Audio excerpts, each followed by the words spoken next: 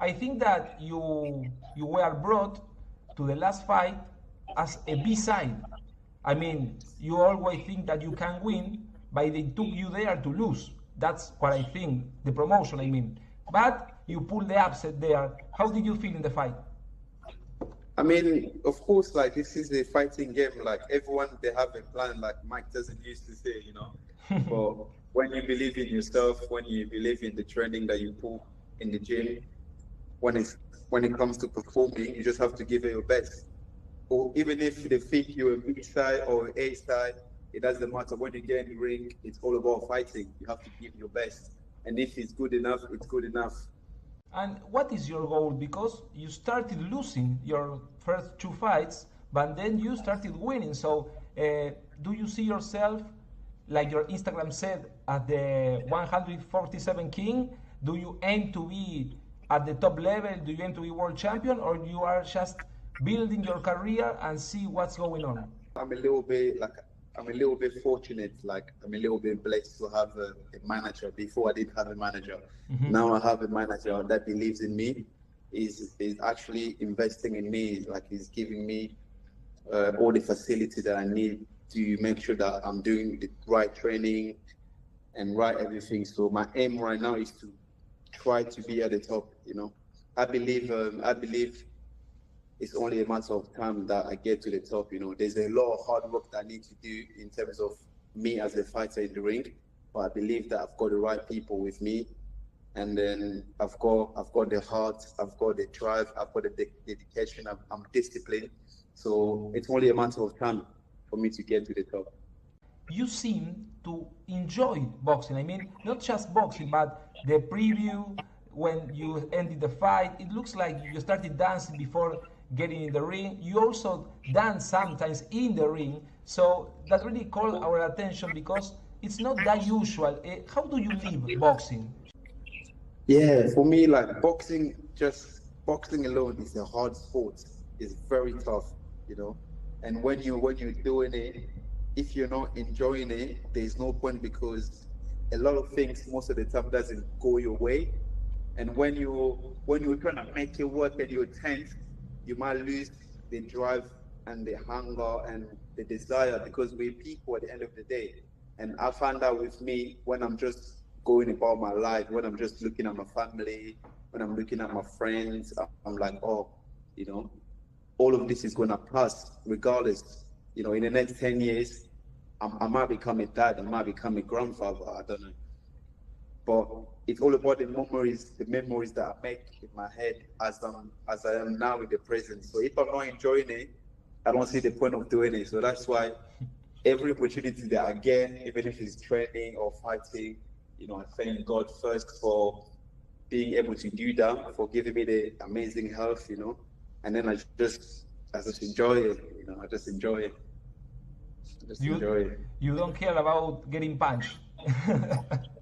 Yeah, for me, like I'm like, you know what? It's gonna happen at some point. Yeah. Yeah. So, it's gonna happen. I'm gonna get punched. So let me just prepare my mind that I'm gonna get punched, and when I do get punched, I'll be like, wow, that was a good punch. And we move on. That's it. We move on. Tell me, if you want, of course, a little about your childhood. You were born in Congo. I imagine that it's a poor country, similar or even worse than Argentina, maybe. Correct me if I'm wrong. But I imagine a tough childhood. How did you struggle to get out of there? How do you see your family if it's still there? What can you tell me about it? Yeah, being born and raised in Congo is tough. Like you say, it's crazy because Congo is one of the richest countries in terms of minerals. We have natural minerals, resources, but we're also poor in terms of like the standard of living. Mm-hmm. And for me, I grew up in a very poor family. Like none of my parents really, had a job. They were just doing anything to make money to put food on the table. And sometimes we were starving, sometimes we were eating, depending on if they were able to make money on that day to put food on the table. It was hard for me growing up, but we had an opportunity to come to the UK for a better life.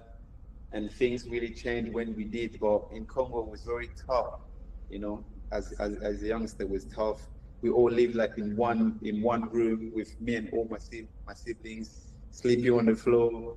You know, it was tough. No electricity. You know, just like in here, we see the lights when it gets dark. In Congo, in my village, when it gets dark, there's no lights. You have to, you know. Yeah, it was tough. It's tough. and It's tough. I imagine that the situation hasn't changed that much. No, it hasn't. It hasn't really. I went back last year to just see everything, but everything just the way I left it. So I imagine that you aim to make good money despite the glory. I mean, the glory is there, you want to reach it, but the important part of having good Yeah. money is to provide better. For me, like I'm doing this boxing is not just to win belts. Like winning belts is okay. It's only for what for proof that you won the belt. But for me, it's all about the money. You know, I'm doing this. I want to make as much money as I can to change my family's life. Like I said, I came from a poor family. If I can be that person that everyone can look up to, be like, because of this man, we are no longer poor. For me, is the best thing I can ever do for my family. So that's why I just train hard and then try to push myself every time in the gym, because now things they're looking like they can happen. So I want to push myself even further to make it happen, God willing. So yeah. I heard, correct me if I'm wrong, the story behind that monkey, that you think that it's a friend, that you find a familiar face there because when you were young, when you were a kid, you suffered discrimination. Yeah, that's correct, man. Like, cause my name, like when you pronounce my name in my language, it's the closest thing to a monkey. So for people used to make fun of me by calling me a monkey when I was young, and I used to hate it. I used to cry. You know, I used to cry. Teachers calling me monkeys and everyone, because in my country, when you go to school, they call you by your last name. Mm-hmm. Yes. So they was calling me that. So they was pronouncing my name wrong, like a monkey, just so that they can annoy me. Yeah. So, yeah. And now you have a monkey that I think that brings you luck because you are winning. You have a very good winning streak. Yeah, God willing. Yeah, God willing. We things are moving in good direction right now. So it's good. I'm happy. I'm happy. Thanks a lot, really. We are here for anything you want. This space is yours. Thank you. Hopefully one day when I come to Argentina, Yeah. pick me up, have a proper coffee, tea, whatever. Yeah, we That will. would be nice. We will drink a mate. Mate is a traditional beverage here. I'm drinking it right now, but you can't see me. Then when when I give you the link of the interview, you will see what I'm drinking. If you come to Argentina, we can share one. Yes, that's exactly what I want. The traditional food from Argentina when I come. That would be good. Thanks a lot, Mike. I hope to see you soon again. Thank you, my friend. Have a nice day. Bye bye. You too. Bye. Okay, bye.